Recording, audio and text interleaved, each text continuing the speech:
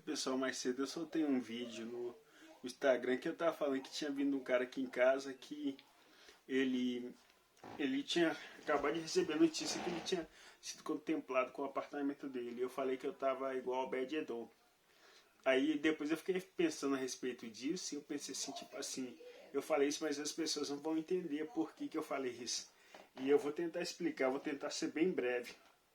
É, na época dos sacerdotes, antigamente Israel tinha a Arca da Aliança. A Arca da Aliança representava a presença de Deus. E onde quer que a Arca da Aliança estivesse, ali estava a presença de Deus. E pela presença de Deus estar no lugar, a pessoa era abençoada. Ou quer dizer que a Arca da Aliança representava a presença de Deus. E onde a Arca da Aliança fosse, a presença de Deus estava.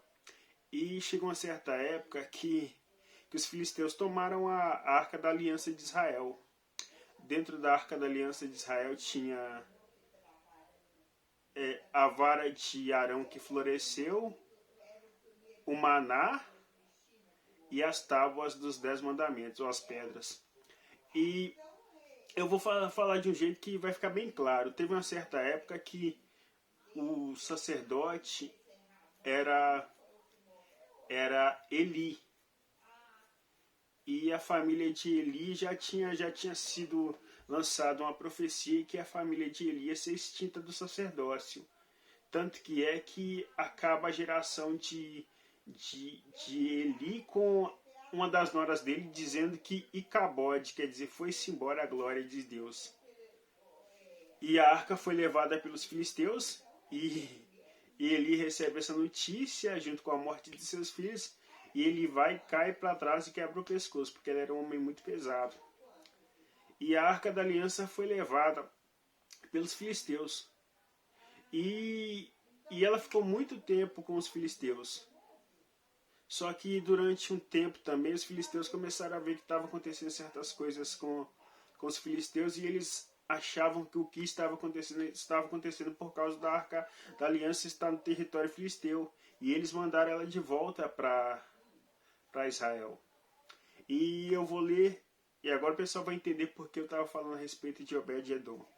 Está lá em 2 Samuel, a partir do capítulo 6, a partir do versículo 6. Puseram a arca de Deus num carroção novo e a levaram da casa de Abinadab na colina. Uzai e Aiô, filho de Abinadab, conduziram o carroção. Com a arca de Deus, Aiô andava na frente dela.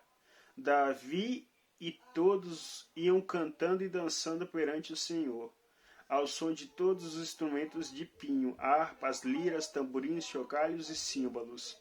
Quando chegaram à eira de Nacon, Uzai esticou o braço e segurou a arca de Deus, porque os bois haviam tropeçado. A ira do Senhor acendeu-se contra Uzá por seu ato de irreverência. Por isso Deus o feriu e ele morreu ali mesmo, ao lado da arca de Deus. Eu vou explicar por que Uzá foi morto. E eu acho que Davi sabia desse detalhe, ele pode ter sido negligente, ele não sabia.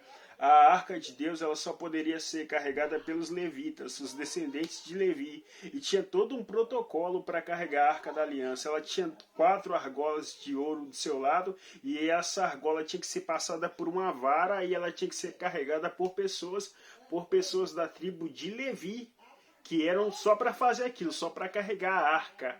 Entendeu? E tipo assim, então Uzá não poderia tocar na arca, porque com certeza ele não ou se era descendente de Levi, ele não era o descendente que poderia fazer aquilo, porque cada um tinha uma função específica, para deixar claro. Quando chegaram à eira de Nacon, Uzá esticou o braço e segurou a arca, porque os bois haviam tropeçado.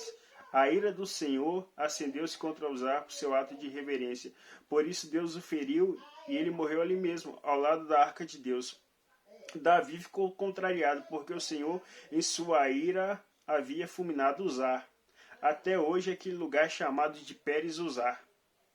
Naquele dia Davi teve medo do Senhor e perguntou: como vou conseguir levar a arca do Senhor? Por isso ele desistiu de levar a arca para a cidade de Davi. Em vez disso, levou a arca para a casa de Obed-edom, de Gate. A arca do Senhor ficou na casa de Obed-edom por 3 meses, e o Senhor abençoou e a toda a sua família. E disseram ao rei: o Senhor tem abençoado Obed-edom e tudo que ele possui por causa da arca de Deus. Quer dizer, por causa da arca da aliança, por causa da presença de Deus. Quer dizer que Obed-edom era abençoado porque a arca da aliança estava na casa dele. Hoje não tem mais a arca da aliança como representação da presença de Deus, porque a presença de Deus ela é o que existe na nossa vida, e quem tem a presença de Deus é abençoado, independente do que aconteça, ele é abençoado. E do mesmo jeito que nós somos abençoados, nós podemos abençoar também, por isso nós somos abençoados e podemos abençoar os outros. Por isso que eu falei abençoado, eu tinha que ter falado assim, abençoado para abençoar. Quer dizer que como eu sou abençoado, eu poderia abençoar alguém. Por isso que eu falei. Aí eu falei no vídeo, abençoando para abençoar. Na verdade, abençoado para abençoar. E é isso que eu quis dizer. Quer dizer que quem tem a presença do Senhor é abençoado. Só por ter a presença de Deus já é abençoado. E por ele ser abençoado, ele pode abençoar as pessoas também. É isso. Ficou meio longo, mas era isso que eu tinha para falar. Boa noite, gente. Com Deus.